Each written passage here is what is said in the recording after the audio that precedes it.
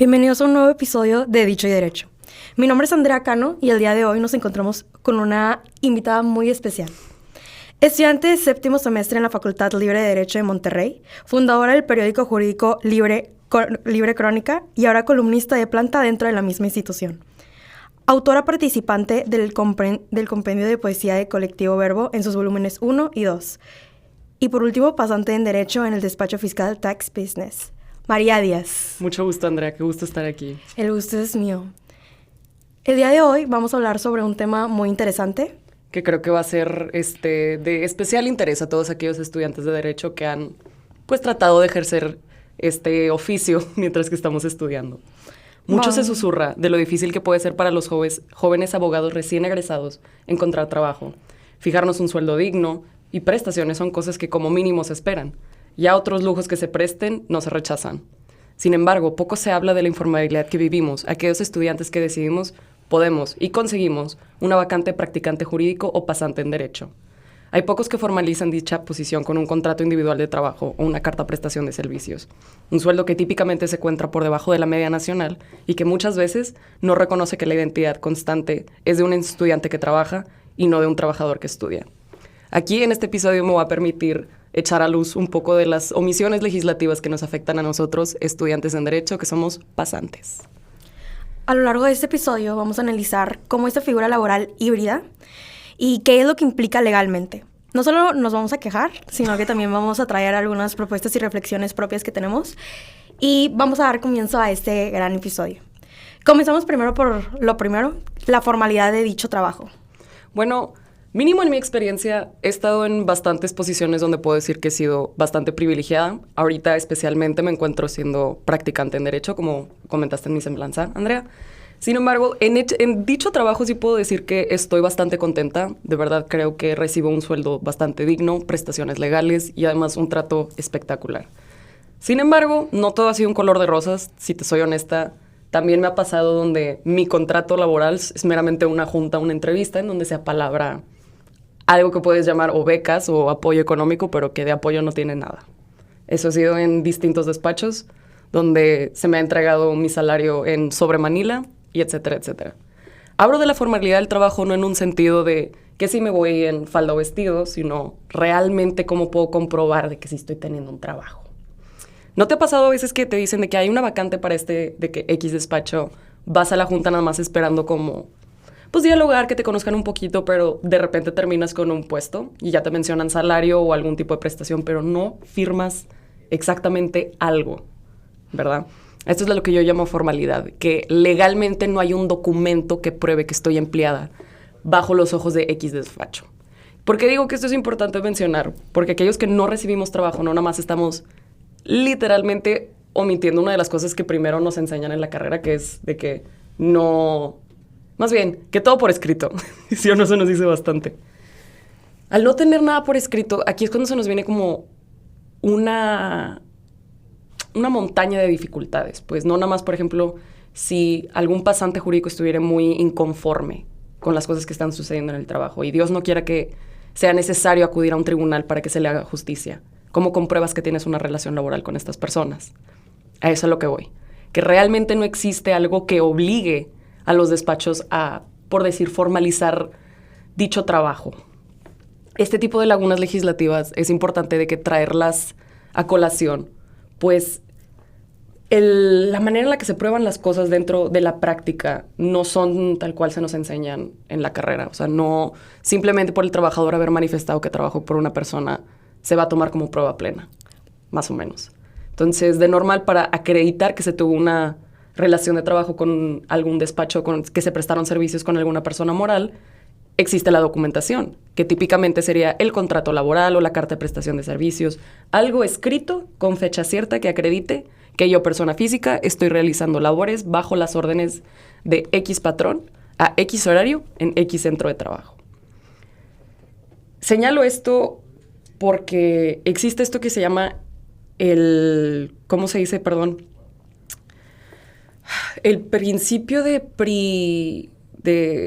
discúlpame. Es un principio para valorar las pruebas en materia laboral. Es el principio de primacía de la realidad, discúlpenme. Este principio lo que hace es que no se necesitan documentos escritos para probar algo que por lógica o por manifestación sí se acredita. Sin embargo, este es un principio que se tiene que hacer valer en juicio, no es algo que tal cual un juzgador laboral va a asumir a bote pronto cuando está realizando o analizando alguna demanda.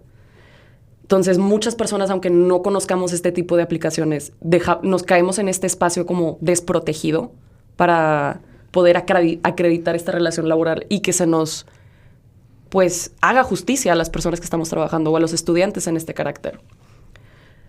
Regreso a la importancia de tener el contrato, no precisamente porque sea muy formalista, sino porque en dicho trabajo también se pactan lo que nosotros conocemos como las condiciones laborales.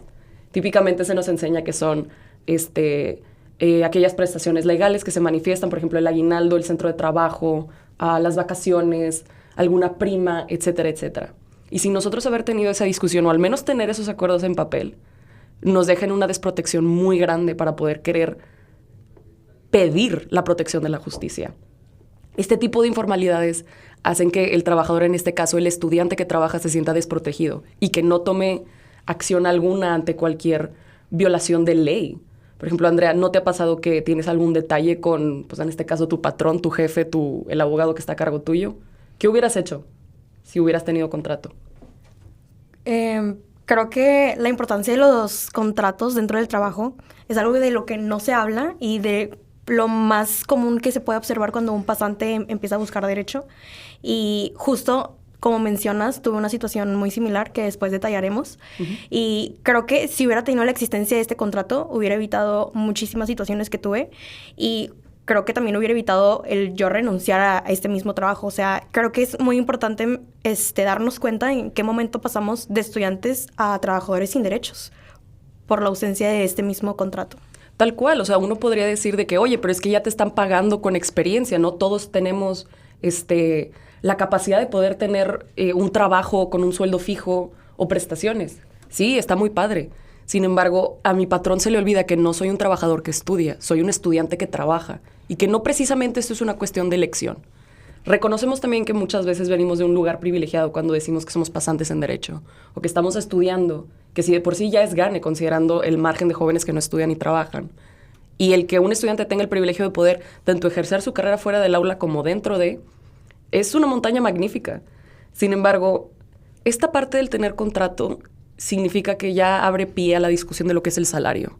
Le quieras llamar apoyo económico o beca, estás recibiendo una remuneración por el trabajo que estás recibiendo, que típicamente ni siquiera cubre la media del salario mínimo. Por ejemplo, la entrega de pago en trabajos informales, y muchos me van a poder confirmar esto, se hace con algo que se llama la entrega del sobrecito, que es un sobre manila con la cantidad en efectivo del trabajo que estás haciendo. Típicamente sería una vez a la semana, una vez a la quincena, o en el caso hasta a veces una vez al mes. A mí me ha pasado que dentro de mis primeros trabajos como practicante en Derecho llegué a ganar 4,000 pesos al mes. Sin embargo, esa cantidad fue en 2020, a pleno auge de la pandemia. Sin embargo, no cubría ni siquiera los gastos de gasolina de un carro del tanque lleno. Estamos hablando de que si genuinamente quieres apoyar económicamente a algún becario o algún estudiante, debes de considerar el salario mínimo establecido por la Comisión Nacional de Salarios Mínimos, la CONSAMI, para remunerar al estudiante que está trabajando para ti. Si dices, oye, es que no me alcanza, la respuesta es que no deberías de estar teniendo pasante, sino un abogado preparado. No es posible que quieras cambiar enseñanza por prestaciones laborales. Me encantaría invitar a los patrones que utilizan esa excusa a tratar de pagar la renta de su despacho con aprendizaje. Genuinamente no se puede. Me encantaría poder pagar mis deudas así. Pero si sabemos que este mundo se mueve con dinero y no estás pagando un salario digno para un pasante, la respuesta es que ahorita no estás listo para tener ese tipo de ayuda como empresa o como despacho. Es un trabajo que se debe de pagar y estas formalidades, primero que nada, deben de cumplirse porque son las mínimas, no son opcionales. Más allá también es tomar en cuenta el rendimiento que puede tener un practicante en este tipo de situaciones, porque pues nuestra jornada laboral no se termina a las 6 de la tarde o a las 7 de la noche o a las 8 de la noche. Por ejemplo, en mi caso, actualmente en el despacho en el que estoy muy agradecida de estar ahí, me dan oportunidad de poder asistir a mis clases, regresar a la oficina y luego, si tengo clases en la tarde, romper mi jornada laboral, seguir yendo a clases para después o terminar pendientes del despacho propio y luego después de haber terminado esos pendientes, terminar mis tareas de la escuela, todo antes de las 11:59 de la noche. En efecto, es bastante cansado. Y reconozco que estoy en una posición bastante privilegiada para estarme quejando, pero es una realidad que me gustaría que todos los mexicanos tuviéramos y todos los estudiantes a nivel nacional tuvieran la oportunidad de poder vivir un lugar donde se aprecia tu esfuerzo y que toman en consideración que eres un estudiante que brinda apoyo. Porque además de eso me respetan los horarios que tengo para estudiar o presentar exámenes finales. Cosas que en otros despachos no me ha sucedido. Ahora, sí, yo sé que ahorita el decir me transporto en automóvil privado es aún así un privilegio enorme. Y por ello también reconozco que el estar pidiendo como requisitos de contratación un carro propio, que honestamente estudiantes de Derecho, tanto foráneos como locales, sabemos que eso es un tanto injusto. Yo como practicante, en efecto, tengo la oportunidad de tener carro propio, pero si mi situación económica no lo permite, es un requisito de contratación que estás poniendo, uno, si me disculpas, creo que no cuenta como una mala palabra, pero sí que bastante inútil. Y que en efecto el transporte público sí llega a ser también una carga para la energía de todo el mundo como medio de transporte muy grande. Aunque no tengamos aquí un pizarrón, vamos a sacar unos, como se dice, unos precios. Si cada tarifazo de camión me va a costar, ya después de lo que hizo Samuel y también el metro, entre 12, 15 pesos hasta 20 el acceso al camión y tengo que tomar 2 o 3 y me estás diciendo que me vas a pagar 1,000 pesos a la semana, los cálculos no dan, ni siquiera para el movimiento traslado universidad, despacho, despacho, universidad. Súmale, si es que no tiene, si eres litigante y tienes que ir a vueltas especiales a determinados juzgados o tribunales, se te va todo el apoyo económico meramente en transporte y hasta terminas poniéndole más. Inversiones que no se regresan. ¿Por qué? Porque bendito sea tu jefe que te está ofreciendo un apoyo económico. En caso de que, más bien, en cambio, que si esto fuera un trabajo formal de un abogado ya titulado, cualquier persona le daría un zape a esta persona por andar aceptando este tipo de condiciones de trabajo. Estoy de acuerdo en que sí es un apoyo tanto pues práctico, académico y didáctico el ejercer la carrera bajo el privilegio de tener un empleo. Pero el que no haya regulaciones para que se formalice, ni que se respeten fechas importantes como exámenes en la jornada laboral, es que estás ignorando completamente como patrón la identidad de tu trabajador fuera de la empresa. Tanto la ley laboral como los principios laborales establece que más allá de ser un trabajador, es un ciudadano y una persona que por el principio pro persona establecido en nuestra Constitución se tiene que tomar en cuenta y respetar ante todo en el centro de trabajo, así como en instituciones privadas. Ahora, vamos a ponernos un poquito más o menos en la mentalidad de un patrón. Andrea, ¿tú por qué crees que no se quieran integrar a la nómina a los trabajadores que se califican como pasantes? Honestamente ya tengo la respuesta, pero nada más me gustaría que fuera un poquito más dinámica. Llevo hablando como 10 minutos. No, todo adelante. Yo creo que porque ellos saben a lo que se están metiendo, saben lo que están haciendo, saben de la escasez de protección que se están pasando por alto a dichos pasantes. En efecto, y también porque tiene implicaciones fiscales. Aquí entre nos, cuando se registra un trabajador en la nómina, o sea, es decir, en el padrón de trabajadores del IMSS, se tiene que tomar y hacer un cálculo sobre el salario base diario del pasante. Para ello, como no puede ser menor a la mínima que establece la ley, que si, por ejemplo, la CONSAMI este año alzó el salario mínimo general, no voy a hablar de la frontera norte, disculpen, pero no me da tanto la matemática, soy abogada, no fiscalista, pero no muy buena con las mates. Así que quédense conmigo en esta lógica. Si de salario mínimo son 248 pesos, pónganle 250 para efectos, o sea, nada más para poder sumar bien, diarios. De ese número, si lo alzamos al mensual, nos da un total de como 7,230 pesos y cacho. De nuevo, matemáticas. Y me estás pagando 4,000 pesos, evidentemente no me puedes remunerar más. O más bien, no que no puedas, sin embargo, no podrías registrar que estoy ganando esa cantidad, 4,000 pesos al mes, o 1,000 pesos por semana, o no voy a dividir 4,000 entre 30, pero hagan ustedes el cálculo en casa.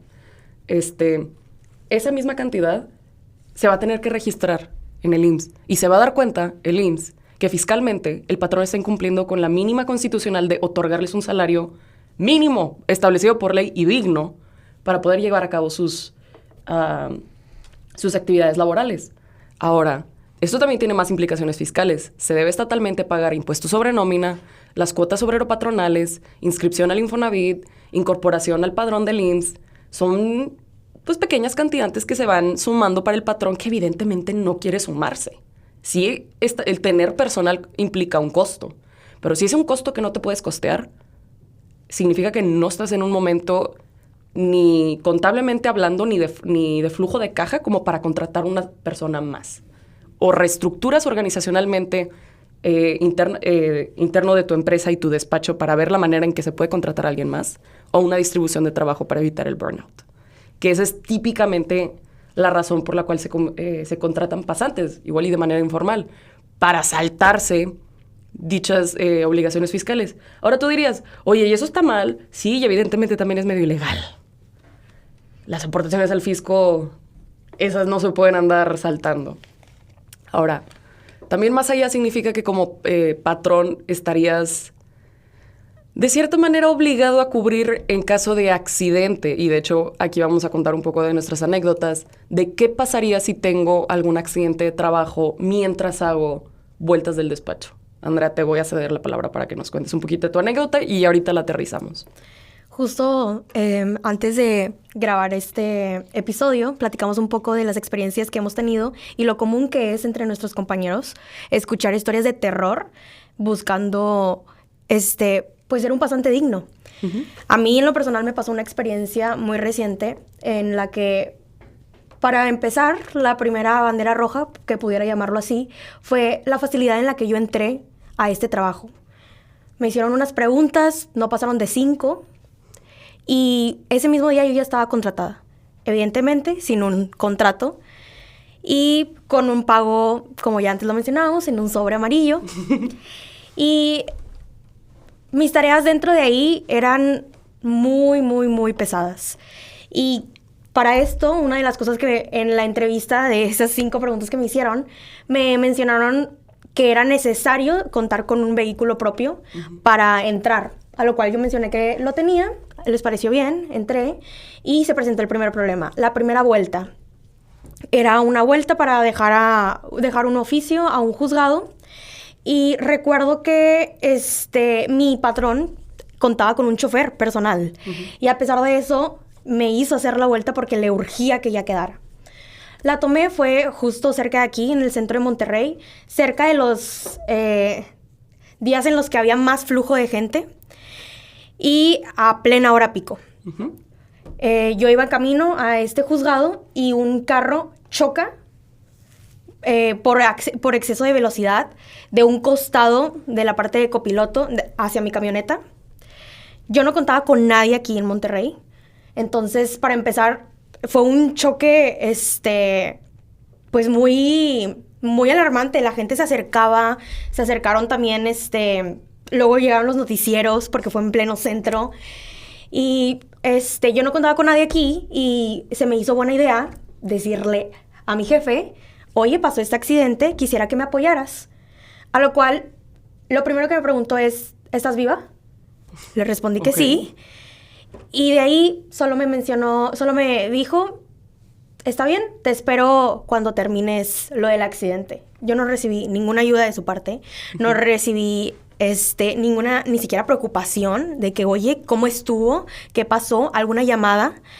Y sí, o sea, siento que es una historia que solemos escuchar mucho. Realmente es muy raro que escuchemos alguna historia positiva, alguna buena experiencia que se lleven algún estudiante que esté en busca de estas prácticas. Sí, Andrea, y te entiendo. Bueno, me imagino que eres foránea, ¿verdad? No, soy de aquí. Ah, bueno, pero el estar de todas maneras como en ese estado de miedo, o sea, a ver, primero tener un accidente automovilístico, si de por sí, yo sé que no es gran cosa, pero una se alarma. Una sí se alarma, el golpe asusta, y eso está como base para tomar en cuenta los sentimientos que nos acaba de contar Andrea. Pero tal cual en la ley no hay un ordenamiento expreso que diga que el patrón se debe de hacer responsable. Sin embargo, ahorita estamos en una situación donde una practicante en derecho que acaba de manifestar que no tenía un contrato tal cual establecido, aún así, realizando las actividades de su trabajo, tuvo un accidente por culpa de terceros. Eso en cualquier otra posición con un contrato individual de trabajo firmado, acontece y lleva a que el patrón indemnice al trabajador por haber sido un accidente, ¿cómo se dice?, durante la jornada de trabajo, realizando actividades de ese mismo trabajo, sin embargo, fuera del centro. No recuerdo si hay jurisprudencia o tesis aisladas o cuál de esas dos es. Sin embargo, la Corte ya había extendido que al estar el trabajador estando realizando actividades laborales fuera del centro de trabajo, en caso de haber tenido un accidente, el cual no es su culpa, el patrón sí está obligado a indemnizar a este trabajador. Sin embargo, estamos ahorita en una situación de incertidumbre jurídica, tal cual, porque Andrea, si hubiera tenido que acudir a centros de trabajo a presentar alguna queja, lo primero que va a preguntar es, acredítame tu personalidad. No como accionante, sino como trabajadora de esta persona. A lo que el patrón, evidentemente, pues va a contestar, si fuéramos abogados del patrón, ¿con qué contrato? Ella nunca trabajó para mí. Y a lo que traigo a colación de nuevo son este tipo de necesidad de manifestar que se te interprete la ley de tal manera. O sea, lo que planteo aquí es la necesidad de una conciencia colectiva de que, en efecto, estas no son condiciones ideales, sin embargo, son situaciones de facto que suceden y que no se protegen de jure, o sea, de derecho. No están planteadas. Se tienen que manifestar mediante argumentos, interpretación, que a menos que tengas un buen abogado, el nada más plantear que se te aplique un principio no va a satisfacer al juez para aplicarlo, sino de verdad tiene que existir una justificación. Y más allá de decir de que, bueno, si no te gusta en dónde trabajas o en dónde estás, pues nada más cámbiate. Sí, en efecto, pero la decisión de que una persona se cambie es un privilegio.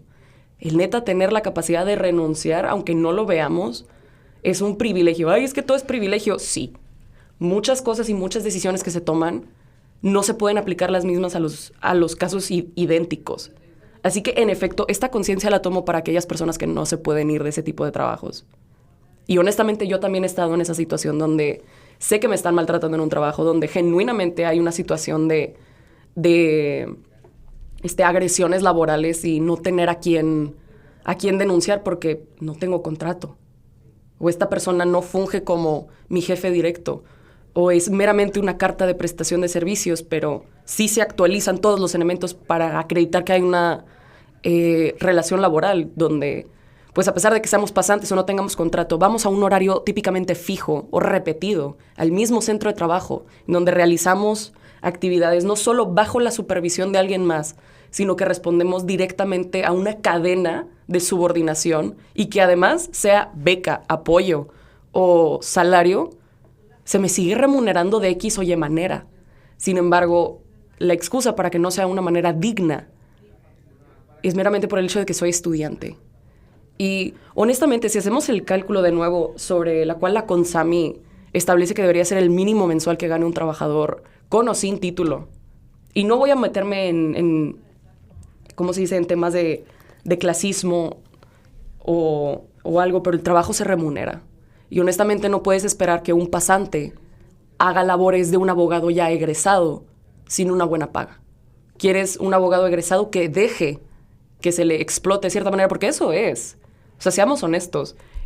Y no es una exageración, y no somos jóvenes que no quieren trabajar o que no quieren ver más allá por su futuro. No, claro que queremos. Sin embargo, también queremos condiciones dignas. Y no porque generaciones anteriores las hayan tenido así o peor.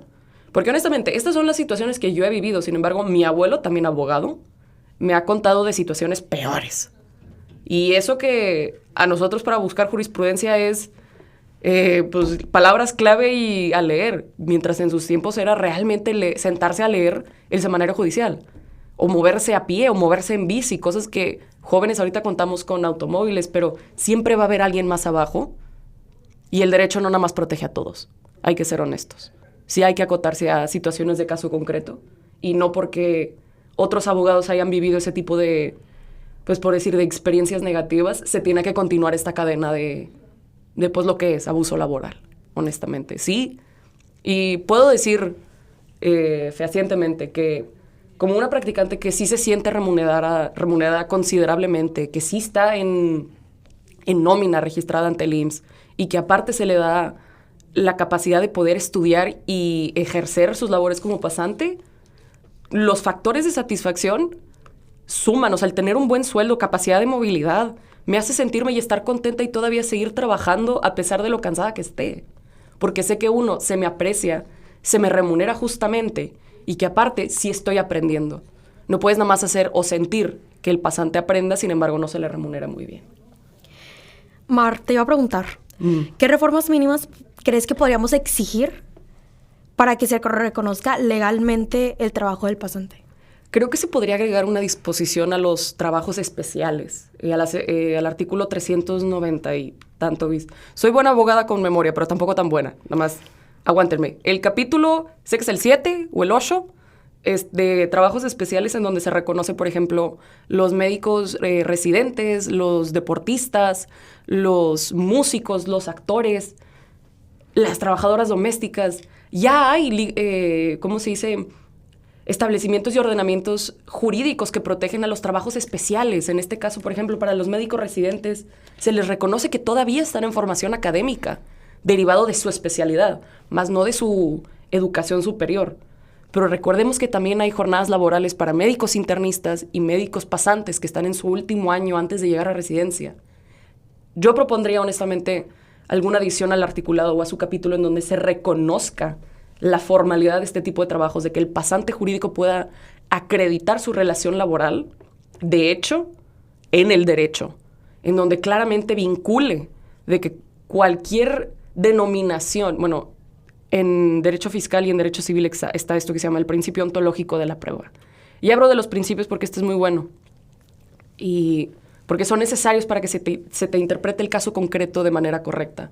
Este principio lo que establece es que no importa cómo le pongas a tu prueba, si el contenido atiende a otra cosa fuera del título o al título, es lo que se va a tomar en cuenta.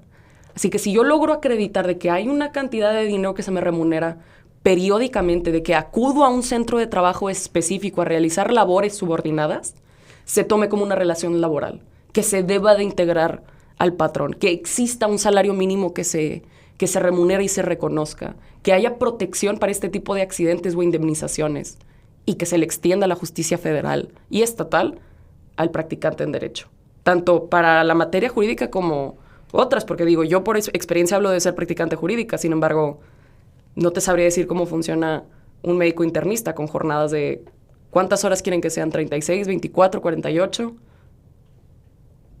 Son lagunas que se tienen que rellenar para garantizar los derechos humanos, tanto a las personas estudiantes que trabajan, como a las que tienen la opción de trabajar y seguir como pasantes. Bien, creo que estamos de acuerdo que sin reconocimiento no hay derecho. Exacto. Y mientras el derecho ignore este concepto de pasante, lo que estará protegiendo pues no es la justicia. No, simplemente estaría protegiendo los intereses de un patrón que se está aprovechando de una laguna, que digo, sí se vale, o sea, más bien, no se vale, no se vale. Es una situación muy, ¿cómo se dice? Muy, pues quizá de tratar con pincitas, porque no, el dar paso o abrir que exista la figura del pasante reconocida también abre paso a típicas otras mañas de abogados igual y que no siempre, o patrones que operan de buena fe, pero poder reglar y reconocer esta figura laboral como otros trabajos especiales, creo que es el primer paso para un buen camino de garantizar los derechos laborales en toda su presentación. Proteger lo que hemos querido seguir protegiendo, los intereses del trabajador, que por cierto, están en la Constitución. Bueno, yo creo que para no cerrar, pero como para seguir reflexionando, a aquellas personas que estén buscando un trabajo, confíen, yo les puedo recomendar que confíen en sus instintos. Si realmente no te late lo que se está diciendo en alguna junta, en alguna conferencia o en alguna entrevista, se vale manifestarlo, se vale hacerle preguntas incómodas al posible patrón, de que, oye, se me va a dar contrato, se me van a dar prestaciones, se me van a dar apoyo económico para transporte o algún tipo de seguro. Son cosas y preguntas incómodas que igual y como primer trabajo no se nos ocurren hacer, pero tampoco significa que para experiencia y estemos, para aprender en experiencia y aprender a golpanazos, estamos. Así que yo diría que como practicantes, velar porque todo sea por escrito por el momento, en lo que llegue una reforma, o si no, ver si nos apoyan para poder hacerla. Y que los patrones reconozcan que no todo, más bien, que no nada más son sus trabajadores, sino también son personas, son estudiantes y son seres humanos. Tenemos una vida más allá de el momento de salida, de la hora de salida, la hora de comida o la hora de entrada. Que seguimos siendo seres humanos íntegros, con tanto derechos y situaciones caso a caso que se deberían de seguir y proteger. Justo. Hoy hablamos de lo que muchos viven, pero muy pocos se atreven a hablar, porque detrás de una oficina bonita, un alto prestigio, un nombre en grande en la puerta, también hay historias de explotación, de silencio y de injusticia disfrazada de aprendizaje. Entonces, en sí, pedimos justicia, que es que si trabajamos, se nos reconozca, que si aportamos, se nos remunere, y que si aprendemos, no sea a costa de nuestra salud mental o integridad o... Desempeño académico, tal cual. Sacrificar nuestro tiempo. Uh-huh. Y no sé si quieras cerrar con algo, María. Que esto tampoco es una regañada para todos los despachos en lo general. Sé que hay despachos que sí reconocen y de hecho hasta dan muchísimo más allá de lo que están obligados por la ley y son de hecho despachos que logran hacer que sus pasantes crezcan internamente.